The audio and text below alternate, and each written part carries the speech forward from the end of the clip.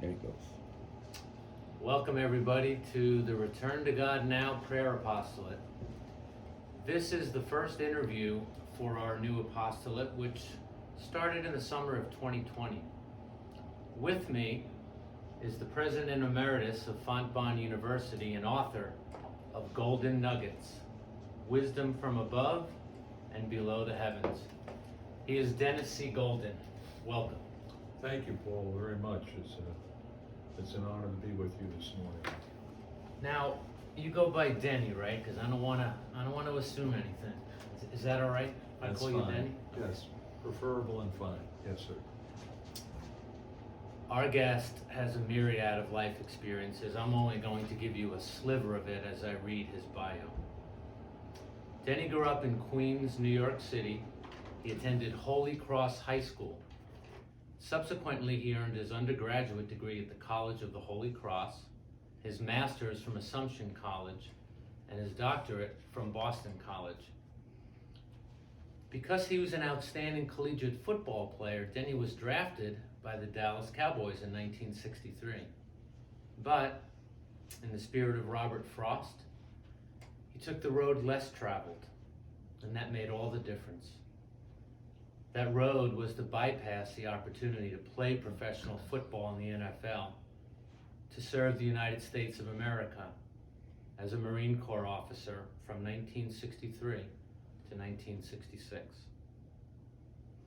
After Denny received his honorable discharge from the Marine Corps, he began a servant leader 48-year career in higher education with ever-increasing responsibilities at the College of the Holy Cross, Framingham State University, Duquesne University, the University of Louisville, and Fontbonne University.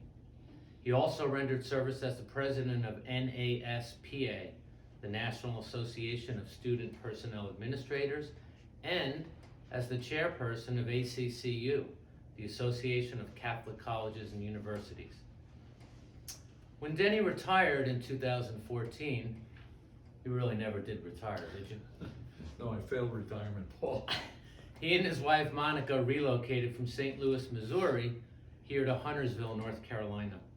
They have 3 adult children, 9 grandchildren, and in June of this year, they will celebrate 57 years of holy matrimony.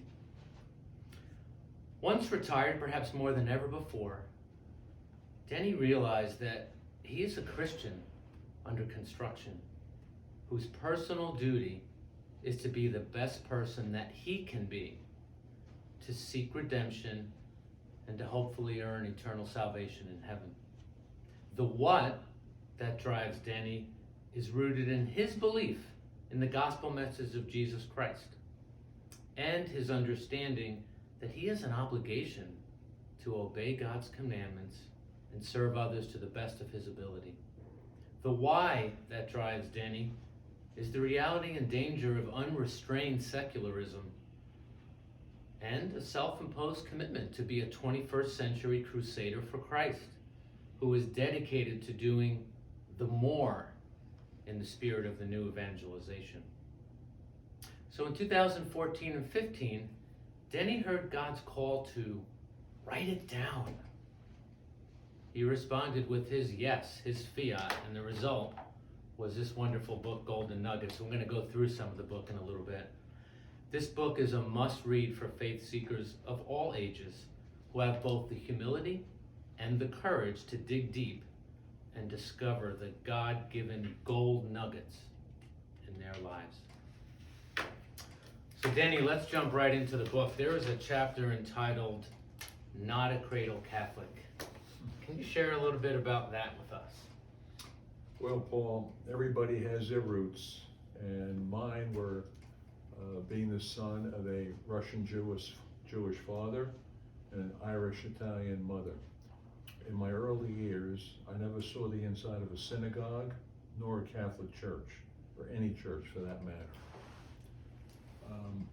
Yes, I was a good athlete in my youth and was blessed to continue along that pathway in high school, college, and beyond. But in my youth, we were playing basketball with other friends in the street, and then they invited me to play for their church, which is a Protestant church. And I loved it. It was great. Made friendships, and we even had Bible lessons before or after the various games. So at one point in time, we made it to the playoffs, and the coach said to us, "You need to be here early next week because we have a ride to get to the game."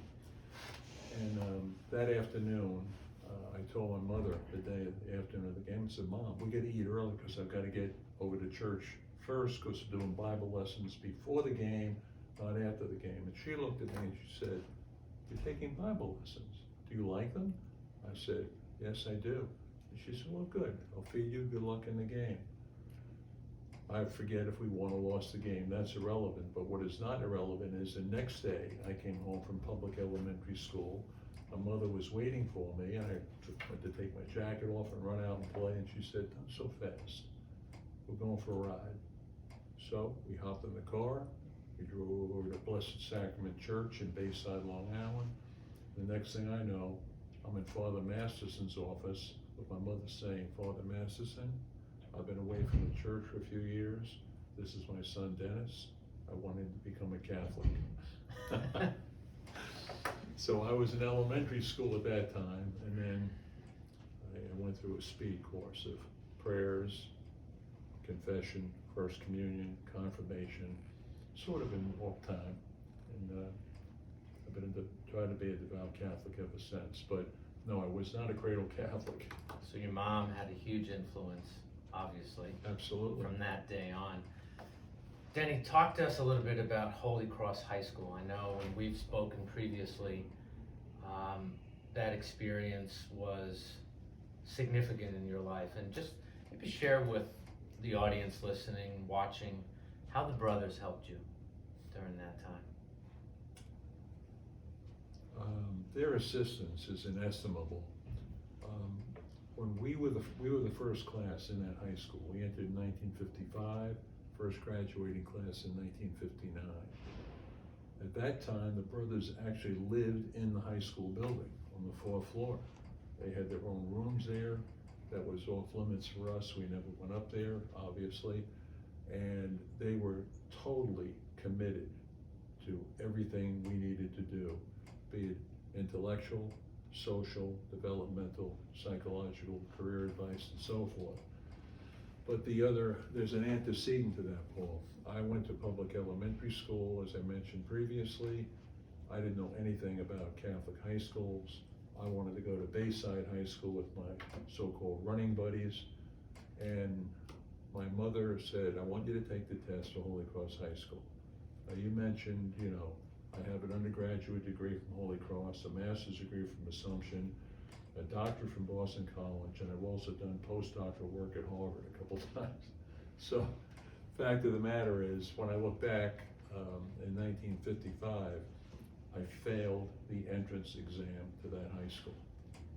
My mother, unbeknownst to me, went to the brothers and pleaded my case. They gave me a conditional acceptance to the school, and then the light bulb went off about learning, faith, reason, doing, and so forth. I wouldn't be sitting here today if it was not for the Brothers of Holy Cross and their lay partners. And as fate would have it, I'm now on that high school board in New York City, and I'm also a member of the Board of Governors of the fairly new and powerfully established Holy Cross Institute, which is run out of St. Edward's University in Austin, Texas. And I had an hour and a half Zoom session with them this past week. So Wow. that lives on. That charism lives on. Fostered by Blessed Basil Moreau. So you were a good student athlete, obviously, if you got drafted by the Dallas Cowboys. So after high school, why did you choose to attend the College of the Holy Cross? I mean, presumably you could have gotten to other colleges where your athletic skills could have been more on display. Help us, what made you choose going to the College of the Holy Cross? Well, without going into specific names, I went to an Ivy League university for a visit. I went to an ACC school for a visit. I went out to the Midwest for a visit, and I wasn't sure where I was going to go. However, I had met Monica as a sophomore in high school. Her dad was a Holy Cross graduate. Beautiful person, beautiful man. I admired Mr. Lennon very much, and I said to myself, the graduates from Holy Cross that I had met, the recruiters, I'm not only talking football recruiters, I'm talking alumni. They had a very powerful impact on me as a 17-year-old kid. They're really good people, and the more I thought about it, I said, I like Holy Cross. I like the collegiate environment, and I want to be taught by the Jesuits. So this one will make you smile. My dad went to the 8th grade. My mom went to the 8th grade. They had no high school diplomas, no college education. My dad worked in a gas station. He came home one night. I was sitting in this little room there, and he said, how you doing? I said, I'm fine. This is the first time he ever intervened in anything to do with my college choices.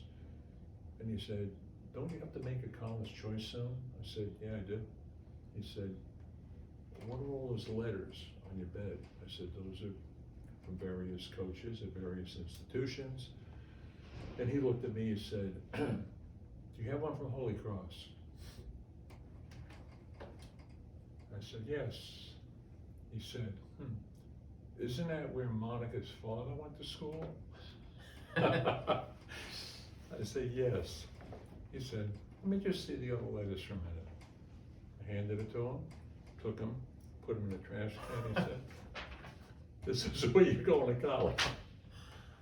That's how parental guidance works sometimes. Yeah, from your mom's story about just taking you down there to what your dad, so they were, in their beliefs, they were definitive, and yep, there was for sure. no room for interpretation. I want to go back to the book. Yep. Again. There is a chapter called Guardian Angel, and when I hear those two words, always makes me want to know more about it. So why did you tell us a bit about that?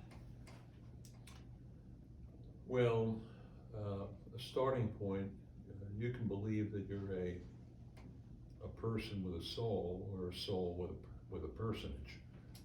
There's a blend there. And I was thinking about that when I was trying to write the Guardian Angel chapter. If you look on Siri and put in 2 words, Bayside Zombies, you will see what was going on the west side of my town, my community, when we were growing up. Bayside Zombies. Okay. Not easy, not tough, but most of them were 5, 6, 7 years older than we were as young teenagers. But I knew their younger brothers and played basketball with them and baseball and so forth.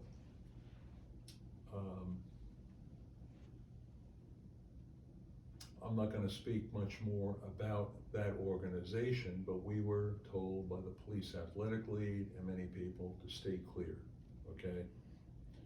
My mother used to say, be careful. But there was one among them who I was very friendly with, a very good young man.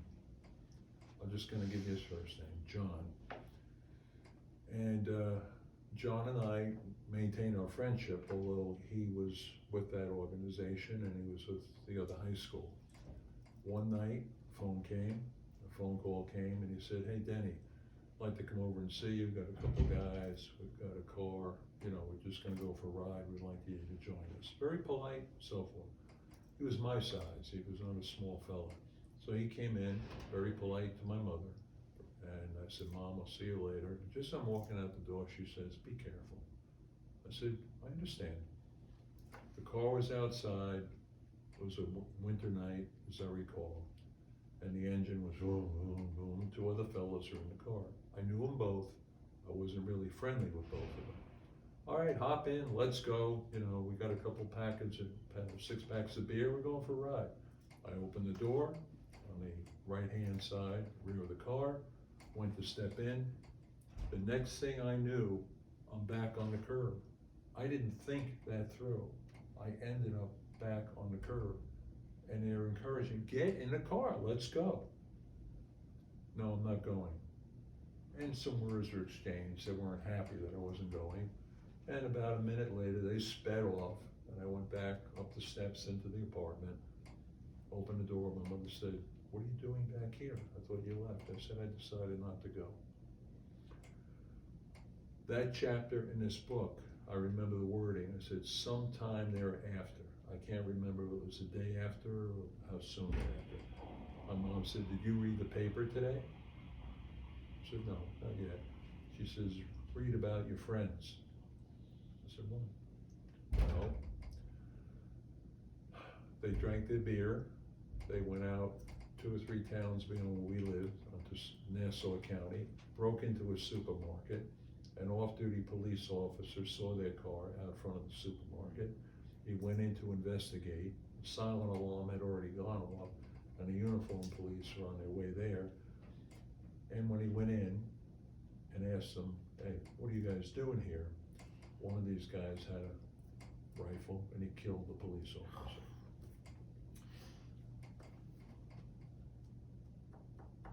My thought on it is, in faith, that it was my guardian angel who backed me out of that car.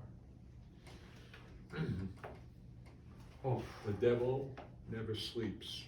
The devil is always in pursuit of a person's eternal soul. Had I gone and been in that car, even if I sat out in the car, never went in, there's no way I wouldn't have gone to prison. You would have been just like they implicated did. with them. I would have been accessory before the fact. So that's guardian angel, and that's the toughest one. Now, on a slightly lighter note regarding that, Paul, I angst over writing that chapter. And I have this Bible with me today for a reason, because it's annotated like this book. And I was going through great strain regarding that particular chapter. Monica and I were on a trip up to St. Louis. We stopped 9:30 at night to get a hamburger and a cup of coffee, just so I could finish the ride. We're sitting there like you and I are sitting right now. All of a sudden, this figure appears right here in bib overalls with a farmer's hat on. And he looks at us and he goes, how you all doing? And I looked at Monica like, who is this? And he says, you all look like God-fearing people. Are you God-fearing people? I'm saying, who is this guy, right? So I said, yeah, we're God-fearing people. And he goes, you all read the Bible? And I was in the process of reading the Bible from cover to cover at that point. This is 4 years ago. And I said, yes, I'm doing that right now. He said, well, you know what Bible stands for, don't you? And I'm ready to say the inspired word of God and so on and so forth. And he goes, basic information before leaving Earth. Think about that. I looked at Monica, she looked at me, and this guy was gone, vanished, absolutely vanished. And I view that as from God to me to write that chapter and get it in this book. Wow. Okay. Keep going, Paul. I guess I was intrigued by some of the titles of your chapters, and when one's intrigued, one normally investigates further. Another chapter entitled EIWP-GP. Now, in this world of acronyms, I tried thinking, what is this? So help us. What's that all about? EIWP-GP. That's interesting. Well, you mentioned I'm President Emeritus of Fontbonne University. We had a lot of great faculty at Fontbonne University. One in particular was Dr. Mary Abkemeyer. And Dr. Abkemeyer was introducing me to some new international students one day. They were standing by my car, and my license plate was the IWP GP. And there's 10 or 12 of these international students, and I greeted every one of them. The last person, he's looking at the license plate like this. I go, oh, how are you doing? He says, oh, excuse me, he got all nervous. I said, are you trying to figure out the license plate, what it means? He goes, yes, I am. And Dr. Akamaya piped up and she winked at me and she said, where our president's concerned, it does not stand for expert in word processing. So, what does it stand for? What does it stand for? Short version is, we have a very dear friend who has a PhD in interventionist psychology. She's a great person. Her name is Dr. Mary Stoner. She and her husband Ed Stoner, an attorney, are very, very good friends of ours. Ed was the outstanding attorney, external attorney for Duquesne University when I was in Pittsburgh. We worked very closely together. So we're at a dinner party one night at their house with 2 or 3 other couples. No cell phones in those days and so forth. So the phone rang and Mary walks about 4 feet away and picks up the phone. And we can tell by her tone and the look on her face, something serious is going on. And she goes, okay, I understand. All right, call me tomorrow morning for sure, okay?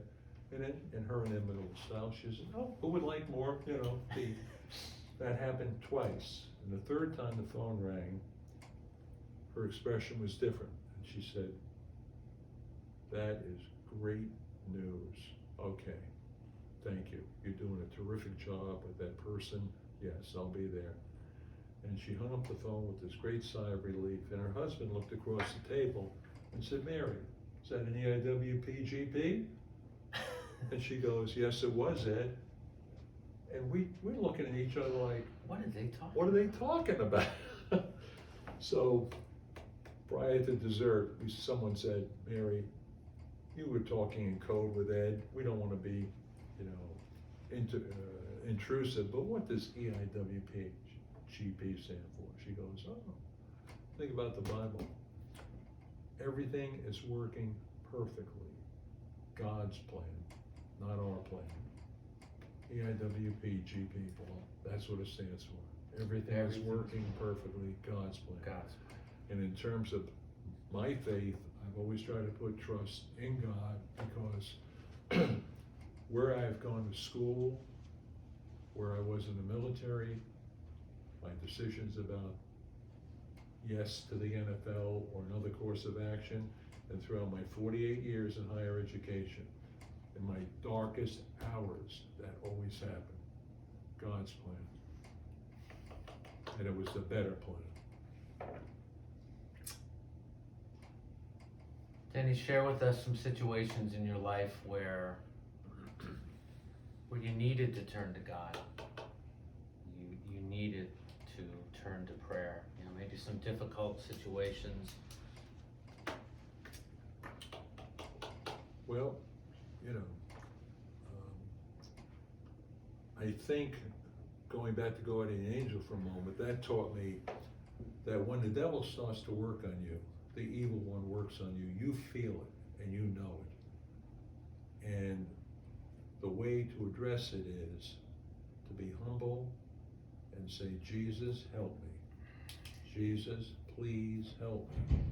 Because if you're not humble enough to do that, or serious enough to do it, just taking that down. You're not going to make it, because the devil never sleeps. What else? When I face tough decisions, I think about dare to dream about the better things in life, and that we all have an alpha and an omega, a birth and a death. When you look at a tombstone, there's a little thing in between them called a dash. And that's in that book as well, the dash. And the question is, how do you use your time on earth? And I don't even need to go through a litany of hard times. I've had a barrage of them in my life. But I always try to think back to a certain amount of time to do good or not to do good. And I always turn to God and to the Blessed Mother at those times to give me the insight, the guidance, the courage to go on. There's a book in here about the university presidency and all the things that a president has to deal with and so on and so forth. Some of the hardest things you do in that position is trying to keep the right course of action. A very dear friend of mine, Donna Carroll, who's the president of Dominican University, boils it all down to three things: absorb chaos, give back calm, and provide hope. So, Donna, thank you again. But these things that happen, okay, if you don't have a faith foundation, if you don't trust in God, if you don't, as your organization is doing, returning to God and make it clear, convincing, compassionate, courageous, then we're all just spinning. We're doing, but we don't know why we're doing what we're doing. Yeah. And a lot of call downs on our time come because of the secular world, which is a means to an end. But the ultimate means to the end is save your immortal soul. So have faith in God and pray. That reminds me of the story you shared with me about a young man in a hospital. Can you share that with our audience, please? Take a deep breath on this one. It was the mid to late 1980s. At the time, I was the Vice President for Student Affairs at Duquesne University in Pittsburgh, Pennsylvania. And certain social groups and certain fraternities went through hazing procedures and so forth. And I constantly warned them against it. I said, someday something difficult is going to happen, and you're not going to like the results.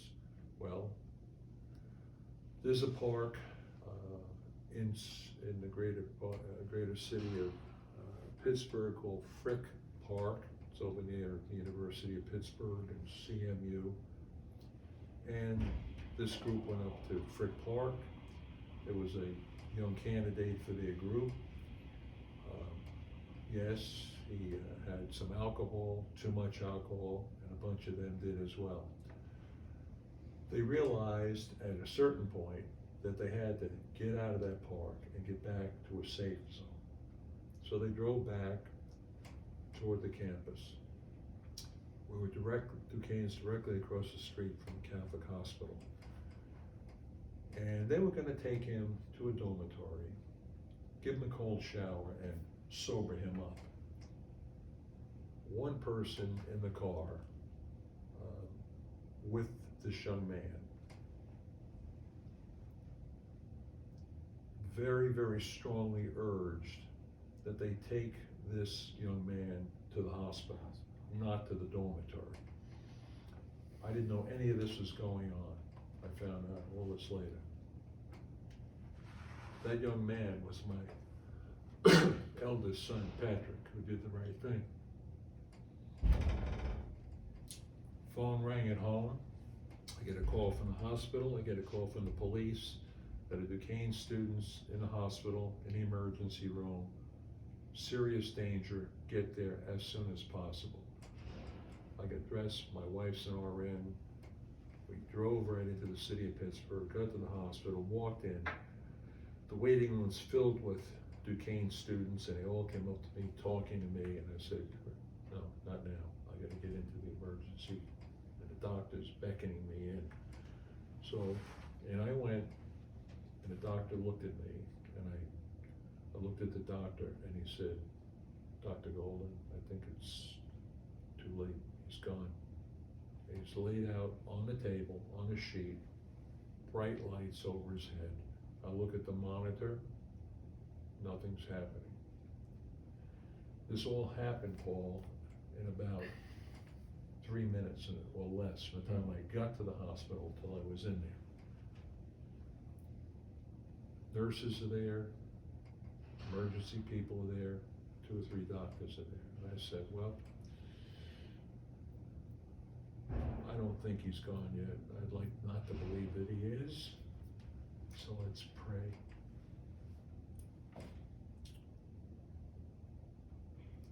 We held hands. I said the Our Father, the Hail Mary, glory be. Took a deep breath, prayed for him by name, which I won't put on the table at this meeting, for this interview. I looked up. All of a sudden, the monitor went blip, blip, blip, blip. And the doctors are looking at the heart monitor and looking at each other. He came back to life. The power of prayer. And faith. You didn't just say that.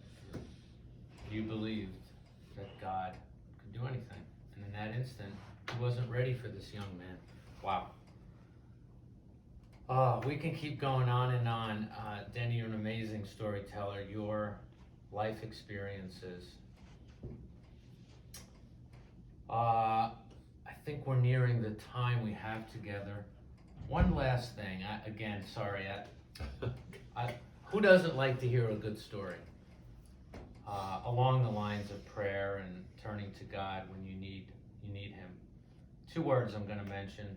Describe that for me, and then we'll go our separate ways for now. Times Square. It's in New York City. It's usually a pretty big, busy place, you know, but it hasn't been since COVID. But on a particular summer evening, August 1966, yeah, I was in Times Square. I know what you want me to share. But antecedent to driving to Times Square, I was at Randall's Island underneath the Triborough Bridge. There's a football stadium there. And it was my second go around with professional football, okay? Earlier that summer, while I was still on active duty in the Marine Corps, General Hochmuth, God rest his soul, he's the only Marine general we lost in Vietnam. We became friends, even though I was just a first lieutenant. He was a 2-star general, Major General, beautiful man. He gave me permission to go and try out with the Boston Patriots. And I say the Boston Patriots, that's before they were the New England Patriots. And I had a good summer tryout, everything went well. But certain things happened, which I'm not gonna go into, and that's part of what takes place. So when I left the Boston training camp, I was driving down to Worcester, and stopped at Holy Cross. That led to certain things, and then 2 days later, I got a phone call from a fellow who has a very prominent name in the NFL, Andy Robustelli. He called my house, and he said, "Dennis, we have film on you. We know you can play at this level. Come down to Randall's Island. If you want to see us, I'm going to give you a tryout. We have one more scrimmage coming up, and I know you're ready to play, so come down." So I did. After the scrimmage, Andy offered me a contract. I would have been with his team, like the scout team, for, he said, about 2 weeks. And then he said, "We're gonna move you up to Yankee Stadium. You're a New York guy." And I lit up like a Christmas tree. I said, "Are you kidding? Playing for the New York Giants, my hometown? Let's go." So I then left, drove into Manhattan from Randall's Island. I don't know what made me do it to this day, but I just wanted to be there. I wanted to see life in the real. And I called Monica, no cell phones, and she said, "Where are you?" I said, "I'm in Times Square, 42nd Street. And she said, "Are you okay?" I said, "Yeah, I'm okay." "What are you doing?" I said, "I'm just gonna have one beer and then I'm coming home." I had the one beer. I stood on Times Square, 42nd Street. Gorgeous August evening, the stars are out, and I prayed. I stood at Times Square, 42nd, and prayed for God's guidance to either sign the contract or begin my career, which ended up being a 48-year career in higher education. As I'm standing there, a gentleman came up behind me, tapped me on the shoulder, and because I'm playing football, and one of these deals, says, "Relax." It's a big Irish cop. He said, "You okay?" I said, "Yes, sir, I am." He said, "You've been standing here like for 20 minutes, looking up and doing this and looking up. What are you doing?" I said, "I'm praying, trying to make a decision." He goes, "You're telling me you're standing on Times Square on 42nd Street praying?" He says, "I think I've heard everything after 30 years in the police force, but never that one." I said, "Yes, sir, that's the truth." So those prayers led me to take a job, my first job in higher ed, at my alma mater, Holy Cross, which was offered to me by Father Charles Dunn, S.J., who is now 96 years old. Wow. And is clear as a bell intellectually, and I speak to him frequently. That's Times Square, Paul. Well, I wish we had more time, but I think that'll take us to the end of this. Denny, I have thoroughly enjoyed our conversation and just hearing again your faith, your trust, what led you to write this book. Again, Golden Nuggets, Wisdom from Above and Below the Heavens, Dr. Dennis C. Golden. I want to thank you, Denny. This is the very first interview in the Return to God Now apostolate, one that will go down in the annals of history. Fantastic interview. Denny, I look forward to the next time you and I can spend some time together, but thank you for giving us time this morning. You're very welcome, Paul. Blessings to you and those with whom you're working, because your group is doing evangelization, new evangelization, and it's been told, and no one less than Bishop Fulton J. Sheen said back in 1970s that the era of Christendom, in its true sense of the word, will not last forever, but the era of Christianity and new evangelization is what's needed. That's exactly what you gentlemen and friends are doing. God bless you. Thank you. Well, that's all for now. God bless you.